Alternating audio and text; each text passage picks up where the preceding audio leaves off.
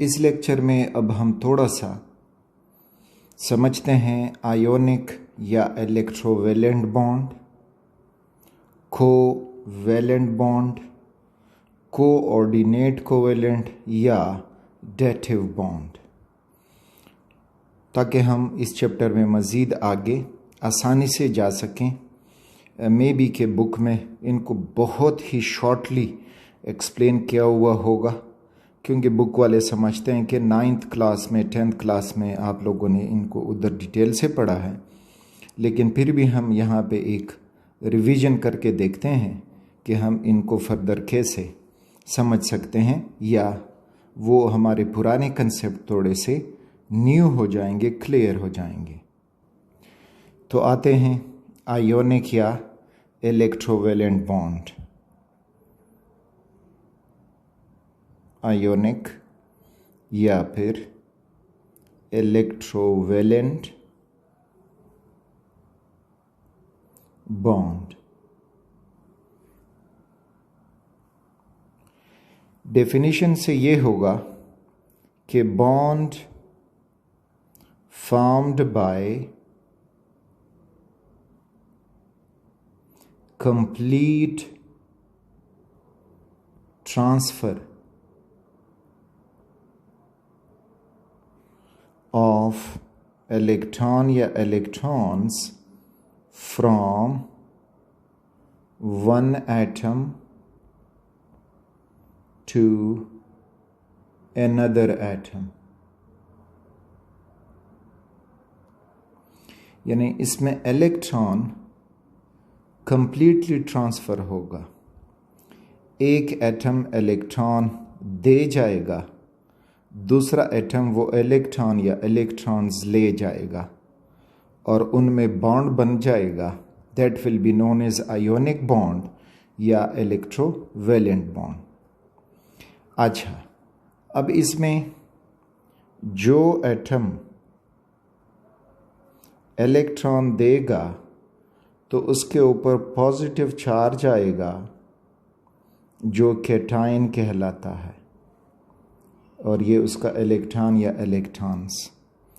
वो अगर एक इलेक्ट्रॉन देता है तो एक पॉजिटिव चार्ज, दो इलेक्ट्रॉन देगा तो दो पॉजिटिव चार्ज, और इसी तरह से 3 इलेक्ट्रॉन देगा तो 3 पॉजिटिव चार्ज। दूसरी तरफ वो एटम जो ये इलेक्ट्रॉन या इलेक्ट्रॉन्स गेन करेगा तो उसके ऊपर नेगेटिव चार्ज आएगा और उसको हम कहेंगे एनाइन। एक इलेक्ट्रॉन गेन कर चुका तो एक नेगेटिव चार्ज, दो इलेक्ट्रॉन गेन कर चुका तो दो नेगेटिव चार्ज, इसी तरह 3 इलेक्ट्रॉन गेन कर चुका तो 3 नेगेटिव चार्जेस। इसके बाद अब क्या होगा, तो जो कैटायन है it has a positive charge, और जो एनाइन है it has a negative charge. अब कैटायन और एनाइन में इलेक्ट्रोस्टैटिक फोर्स ऑफ अट्रैक्शन होगी। तो इस इलेक्ट्रोस्टैटिक फोर्स ऑफ अट्रैक्शन की वजह से लिख देंगे कि इलेक्ट्रोस्टैटिक फोर्स। तो इस इलेक्ट्रोस्टैटिक फोर्स की वजह से वो दोनों एक दूसरे को अट्रैक्ट करके स्टिक हो जाएंगे, और इस तरह से उनमें आयोनिक बॉन्ड बन जाएगा। तो इस वजह से इसको इलेक्ट्रोवैलेंट बॉन्ड भी कहते हैं, because this bond is formed by electrostatic force of attraction. So this is why we can term it electrovalent bond.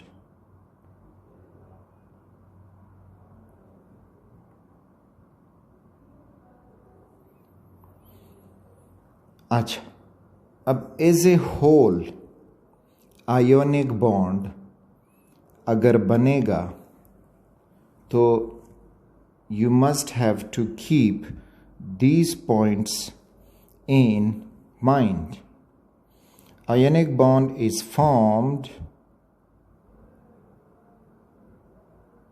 between a metal and non-metal. अब कई प्रॉपर्टीज़ हैं जो मेटल और नॉन मेटल को distinguish करती हैं, लेकिन यहाँ पे हम उनको सिंपली इस तरह से समझ सकेंगे कि अगर इलेक्ट्रोनेगेटिविटी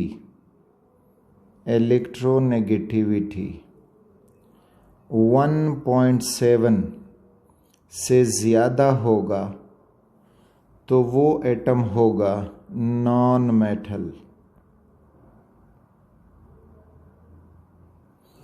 और अगर 1.7 से कम है तो वो मेटल होगा, वो मेटल होगा। तो electronegativity difference, not difference, just electronegativity, इसके लिए पॉइंट में रखें। तो पीरियोडिक टेबल के लेफ्ट साइड पे आपको मिलेंगे मेटल्स और राइट साइड पे आपको मिलेंगे नॉन मेटल्स। तो आयोनिक बॉन्ड मेटल और नॉन मेटल के दरमियान बनेगा। दूसरा पॉइंट कि आयोनिक बॉन्ड जब भी बनेगा, ionic bond results in compound formation always, यानी जब भी आयोनिक बॉन्ड बनेगा तो वो कंपाउंड बना के देगा। एलिमेंट सेम एटम आपस में आयोनिक बॉन्ड नहीं बना सकते, डिफरेंट एटम्स आयोनिक बॉन्ड बनाएंगे। तो पॉइंट याद रखें कि found between different atoms, same atom के दरमियान नहीं बनेगा। कोवेलेंट बॉन्ड सेम एटम के दरमियान बन सकता है, लेकिन आयोनिक बॉन्ड हमेशा डिफरेंट एटम्स के दरमियान बनेगा। For example there is sodium and chlorine, तो you will get sodium chloride, तो एक कंपाउंड बनेगा। इसी तरह कैल्शियम है, ऑक्सीजन है, तो you will gate calcium oxide, तो एक आयोनिक बॉन्ड बनेगा। तीसरा जो हमें इधर मिलेगा दैट इज कि आयोनिक बॉन्ड जो है लेटिस एनर्जी पे डिपेंड करेगा। लेटिस एनर्जी क्या होगी? जब गैसियस केटाइन और गैसियस एनाइन मिला के आयोनिक सॉलिड बनाते हैं, तो इस दौरान जो एनर्जी रिलीज्ड होगी, energy released is lattice energy, तो उसको लेटिस एनर्जी कहते हैं। अब अगर ये लेटिस एनर्जी ज़्यादा रिलीज़ हो गई है तो आयोनिक बॉन्ड एक स्ट्रॉन्ग आयोनिक बॉन्ड होगा। मीन्स के lattice energy is directly proportional to strength of ionic bond. अब पॉइंट यहाँ पे कि लेटिस एनर्जी किसकी ज़्यादा रिलीज़ होगी, तो रिमेंबर लेटिस एनर्जी, शॉर्टकट में लिख दूंगा इस फॉर्म में, lattice energy is directly proportional to charge density, यानी जो एनाइन है और कैटाइन है तो उन पे अगर चार्ज डेंसिटी ज़्यादा है तो लैटिस एनर्जी भी ज़्यादा होगी। अब चार्ज डेंसिटी जो है वो भी याद रखें कि वो क्या होगा। Charge density is inversely proportional to ionic size, यानी अगर कैटाइन छोटा है तो चार्ज डेंसिटी ज़्यादा, चार्ज डेंसिटी ज़्यादा तो लैटिस एनर्जी ज़्यादा। इसी तरह अगर आयन बड़ा है, चाहे एनाइन हो कैटाइन हो, तो जब उसका साइज़ बड़ा होगा चार्ज डेंसिटी कम होगी, लैटिस एनर्जी भी कम होगी। और दूसरी तरफ जो लैटिस एनर्जी है it is directly proportional to the charge. एक हो गई चार्ज डेंसिटी, दूसरे हो गई चार्ज।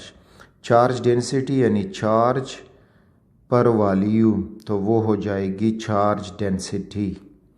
और डायरेक्टली प्रोपोर्शनल टू चार्ज का मतलब ये है कि अगर सपोज़ 3 नेगेटिव और 3 पॉजिटिव चार्जेस आपस में अट्रैक्ट कर रहे हैं तो इनकी होगी greater lattice energy than 2 negative and 2 positive, और इनकी होगी greater lattice energy than 1 negative and 1 positive. तो ये चार्ज पे इस तरह से डिपेंड करेगा। यानी फॉर एग्ज़ाम्पल अगर हम ले लें कि we have aluminium 3 positive and nitrogen 3 negative, तो एल्यूमिनियम नाइट्राइड जब बनेगा तो इसकी लैटिस एनर्जी ज़्यादा होगी, तो ये हो जाएगा ALN, तो it will have greater lattice energy than. अगर हम यहाँ पे देखें कि सपोज़ करें कि मैग्नीशियम पॉजिटिव है और ऑक्सीजन 2 नेगेटिव है, तो मैग्नीशियम ऑक्साइड की लैटिस एनर्जी कम होगी देन एल्यूमिनियम नाइट्राइड। और मैग्नीशियम ऑक्साइड फिर अगर इसके मुकाबले में इधर सोडियम है +1 और क्लोराइड है -1, तो फिर इसकी ग्रेटर लैटिस एनर्जी होगी देन सोडियम क्लोराइड। तो इस तरह से जो आयोनिक बॉन्ड है वो लैटिस एनर्जी पे यूं डिपेंड करेगा। साइज़ ज़्यादा होगा, चार्ज डेंसिटी कम होगी, लैटिस एनर्जी भी कम होगी। यानी तब जब एक जैसे चार्ज्ड आयन्स हों, और जब डिफरेंट चार्ज्ड आयन्स हों तो फिर उसमें जितना चार्ज आयन पे ज़्यादा होगा उतनी लैटिस एनर्जी भी ज़्यादा होगी। यानी फॉर एग्ज़ाम्पल हमसे अब कहा जाए कि सोडियम फ्लोराइड है, सोडियम क्लोराइड है, सोडियम ब्रोमाइड है और इसी तरह से सोडियम आयोडाइड है। अब इनमें किसकी लैटिस एनर्जी ज़्यादा होगी या कौन मोर आयोनिक होगा, तो इसको समझने के लिए अब आप क्या करें कि चार्ज जो साइज़ है कैटाइन का वो इसको एक्सप्लेन करेगा। सोडियम तो सब में एक जैसे साइज़ वाला है, यानी सपोज़ करें ये सोडियम एक ही साइज़ का मैं बना रहा हूँ सब में, और इधर भी एक ही साइज़ का सोडियम हुआ। अब जो एनाइन है तो एनाइन अब ये होगा कि फ्लोराइड साइज़ में छोटा है, क्लोराइड बढ़ जाएगा, ब्रोमाइड उससे ज़्यादा बढ़ जाएगा और आयोडाइड सबसे ज़्यादा बढ़ जाएगा। अब यहाँ पे लैटिस एनर्जी डिपेंड करेगी upon the size of anion. बड़ा साइज़ वाला, कम चार्ज डेंसिटी, कम लैटिस एनर्जी। तो यहाँ पे अब ये ऑर्डर यूँ हो जाएगा कि sodium fluoride has greater lattice energy than sodium chloride, greatest lattice energy than sodium bromide, and sodium bromide greater lattice energy than sodium iodide। इसी तरह अगर हम एनाइन को सेम रख दें और कैटाइन की कंपैरिजन करें, तो कैटाइन की कंपैरिजन में अब आप ट्राई करें।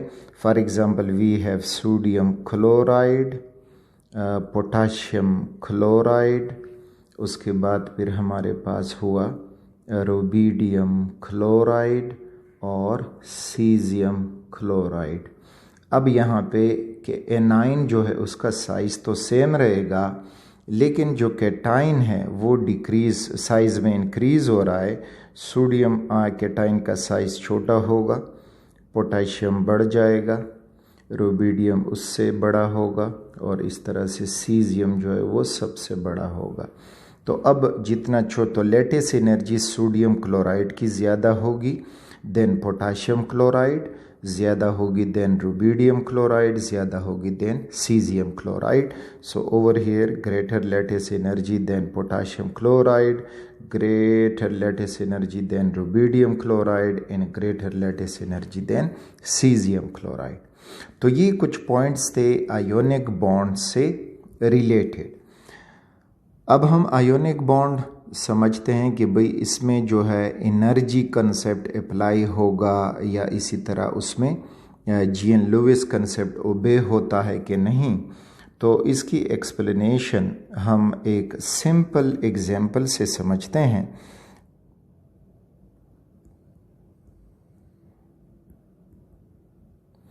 और वो सिंपल एग्जाम्पल है फॉर्मेशन ऑफ सोडियम क्लोराइड। तो ये सोडियम और जब क्लोरीन से मिले बैलेंस करके लेंगे तो सोडियम क्लोराइड बन जाएगा, इधर भी 2 लग जाएगा, इधर भी 2 लग जाएगा। सोडियम सॉलिड होता है, क्लोरीन गैस है, और इधर जो सोडियम क्लोराइड बनेगा तो वो भी सॉलिड होगा। एक पॉइंट कि आयोनिक बॉन्ड जिस कंपाउंड में भी होगा वो सॉलिड होगा। आयोनिक कंपाउंड किसी गैसियस या लिक्विड फॉर्म में नहीं हो सकता रूम टेम्परेचर एंड प्रेशर पे। जब भी वो बनेगा रूम टेम्परेचर एंड प्रेशर पे तो वो सॉलिड कंपाउंड होगा। अब सोडियम क्लोराइड को देखते हैं कि आया ये ऑक्टेट इसमें ओबे होता है कि नहीं। तो अगर हम सोडियम एटम को देखें तो इसका एटॉमिक नंबर है 11। तो सिंपली इसके के शेल में 2 इलेक्ट्रॉन हैं, एल शेल में 8 इलेक्ट्रॉन हैं और एम शेल में हो जाएगा इसका 1 इलेक्ट्रॉन।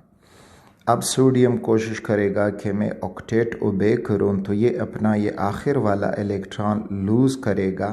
तो इस तरह से जब ये इलेक्ट्रॉन लूज़ करके सोडियम कैटाइन बन जाए तो अब उसकी इलेक्ट्रॉनिक कन्फिग्रेशन ये हो जाएगी कि इसके के शेल में 2 इलेक्ट्रॉन हो जाएंगे, एल शेल में 8 इलेक्ट्रॉन हो जाएंगे और एम शेल ख़त्म हो जाएगा, और ये हुआ उसका लाशुदा इलेक्ट्रॉन।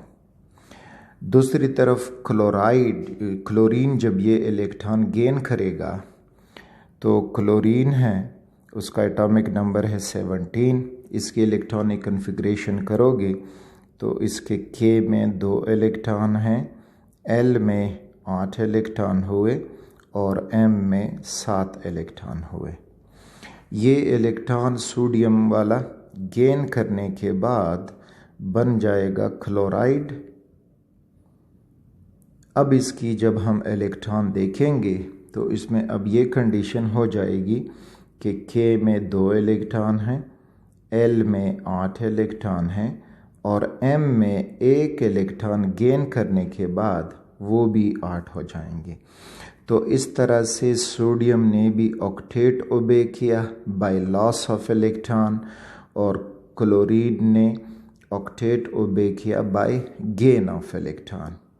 अब ये है कि सोडियम कैटाइन और क्लोराइड एनाइन, तो ये हुआ sodium cation and chloride A9. दोनों जो हैं वो गैशियस फॉर्म में हैं। याद रखें कि आयन हमेशा गैशियस फॉर्म में एटम जाके बनाएगा और इस तरह से क्लोराइड भी गैशियस फॉर्म में। और अब जब ये मिलेंगे इलेक्ट्रोस्टैटिक फोर्स ऑफ अट्रैक्शन से तो sodium chloride solid ionic compound बन जाएगा। यही जो G.N. लुइस का कंसेप्ट है वो आप दूसरे आयोनिक कंपाउंड के बनाने में भी इस्तेमाल कर सकते हो, चाहे कैल्शियम ऑक्साइड हो, मैग्नीशियम ऑक्साइड हो। तो इस तरह से यानी सिंपली इधर अगर मैं एक्सप्लेन करूं तो देखते जाएं। कैल्शियम जो है इसका एटॉमिक नंबर है 20, तो इसके K में जो है वो 2 इलेक्ट्रॉन है, L में 8 इलेक्ट्रॉन है और M में इसके 2 इलेक्ट्रॉन हो गए हैं। दूसरी तरफ जब हम ऑक्सीजन को देखते हैं तो एटॉमिक नंबर उसका 8 है, तो इसके K में 2 इलेक्ट्रॉन है, L में 8 इलेक्ट्रॉन है और M शेल में इसके 6 इलेक्ट्रॉन हैं। अब इनमें ये होगा कि कैल्शियम ये 2 इलेक्ट्रॉन लॉस कर जाएगा, ऑक्सीजन वो 2 इलेक्ट्रॉन गेन कर जाएगा। तो इस तरह से कैल्शियम जब ये 2 इलेक्ट्रॉन दे जाएगा तो उसका M शेल ख़त्म हो जाएगा और वो ऑक्टेट को ओबे कर जाएगा। ऑक्सीजन वो 2 इलेक्ट्रॉन गेन करने के बाद इधर उसके 8 इलेक्ट्रॉन हो जाएंगे, यानी मैं लिख देता हूँ इस फॉर्म में कि जब वो 2 इलेक्ट्रॉन गेन करेगा +2 इलेक्ट्रॉन लिख देता हूँ, तो इस तरह से वो भी ऑक्टेट ओबे कर जाएगा। अब ये होगा कि कैल्शियम 2 इलेक्ट्रॉन दे चुका है तो इसके ऊपर हो जाएगा 2 positive charge.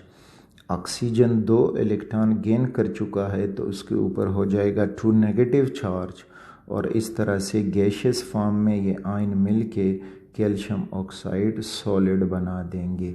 So the same concept detail से आप इधर भी खुद अब समझ सकते हो कि G.N. लुइस का कंसेप्ट इधर कैसे ओबे होता है। हालांकि उसकी लिमिटेशन भी हमने डिस्कस की कि उसमें लिमिटेशन भी है कि हर कंपाउंड में ऐसा नहीं होगा कि वो ऑक्टेट या डुप्लेट ओबे करे। कुछ ऐसे भी हमने देखे कि जिनमें 8 से ज़्यादा इलेक्ट्रॉन वो गेन कर सकते हैं, शेयर कर सकते हैं, और कुछ जो हैं वो 8 से कम इलेक्ट्रॉन से भी स्टेबल हो जाते हैं। अच्छा, फिर जब एनर्जी कंसेप्ट की तरफ आएंगे कि अब अगर आयोनिक बॉन्ड बनेगा तो क्या एनर्जी कंसेप्ट वैलिड होगा, तो यस एनर्जी कंसेप्ट इधर वैलिड होगा। तो एनर्जी कंसेप्ट को जब हम एक्सप्लेन करेंगे तो वो कुछ यूँ हो जाएगा कि ये देखें स्टेप वाइज, सोडियम इससे जब हम इलेक्ट्रॉन निकलवाएंगे तो ये हो जाएगा सोडियम कैटायन और इलेक्ट्रॉन निकला। अब किसी भी एटम से इलेक्ट्रॉन निकलवाने के लिए जो एनर्जी इस्तेमाल होती है दैट इज़ आयोनाइजेशन एनर्जी, तो इधर हो जाएगी डेल्टा H यानी change in enthalpy of ionisation energy, और इसकी वैल्यू पॉजिटिव होगी यानी एंडोथर्मिक होगी। This is endothermic. अच्छा, फिर दूसरी तरफ जो क्लोरीन है तो वो इस इलेक्ट्रॉन को गेन कर जाएगा और बन जाएगा क्लोराइड आयन। अब जब ये इलेक्ट्रॉन गेन होगा तो पहला इलेक्ट्रॉन गेन होने से एनर्जी रिलीज़ होती है, उसको इलेक्ट्रॉन एफिनिटी कहते हैं। तो ये delta H of electron affinity, और ये नेगेटिव होगा क्योंकि ये एक्सोथर्मिक होता है, तो ये नेगेटिव हो जाएगा एक्सोथर्मिक। अच्छा, फिर उसके बाद सोडियम कैटायन और क्लोराइड एनाइन जब मिलते हैं तो ये बना जाएंगे सोडियम क्लोराइड सॉलिड फॉर्म में, और इस दौरान जो एनर्जी रिलीज़ होगी दैट इज़ लैटिस एनर्जी, और ये नेगेटिव फॉर्म में हो गई यानी रिलीज़ होगी, इट इज़ आल्सो एक्सोथर्मिक। अब हम देखते हैं कि नेट हमें एनर्जी लॉस मिलेगा या गेन मिलेगा। तो जब हम इस सारी चीज़ को देख लेंगे तो इधर जब आप ये एनर्जी आपस में ऐड कर जाओगे तो आपकी जो टोटल एनर्जी होगी उसको हम कहेंगे डेल्टा H ऑफ फॉर्मेशन। तो वो आपको ये सारे पॉजिटिव नेगेटिव जब ऐड करोगे तो आपको नेट आंसर नेगेटिव मिलेगा, यानी एक्सोथर्मिक होगा। इनकी बाकायदा वैल्यूज़ होती हैं, अब मेरे साथ अवेलेबल नहीं है और याद तो नहीं रहती, लेकिन वो कैलकुलेट करोगे तो आपको नेट जो लॉस ऑफ एनर्जी है या नेट गेन ऑफ एनर्जी है वो आपको एक्सोथर्मिक फॉर्म में मिलेगा। तो इससे ये प्रूव होता है कि यस, बॉन्ड बनने के दौरान एनर्जी रिलीज़ होगी, यानी बॉन्ड फॉर्मेशन इज़ एक्सोथर्मिक। इसी तरह और भी आयोनिक कंपाउंड के ऊपर आप अप्लाई कर सकते हो। कैल्शियम ऑक्साइड का ऊपर हमने एग्जाम्पल लिया, तो उसमें भी आप एनर्जी दोगे इलेक्ट्रॉन निकलवाने के लिए, ऑक्सीजन एनर्जी पे रिलीज़ करेगा पहला इलेक्ट्रॉन, दूसरा इलेक्ट्रॉन देने के लिए जो है एब्जॉर्ब करेगा और फिर लेटेस्ट एनर्जी, तो आपको भी नेट लॉस ऑफ एनर्जी मिलेगा।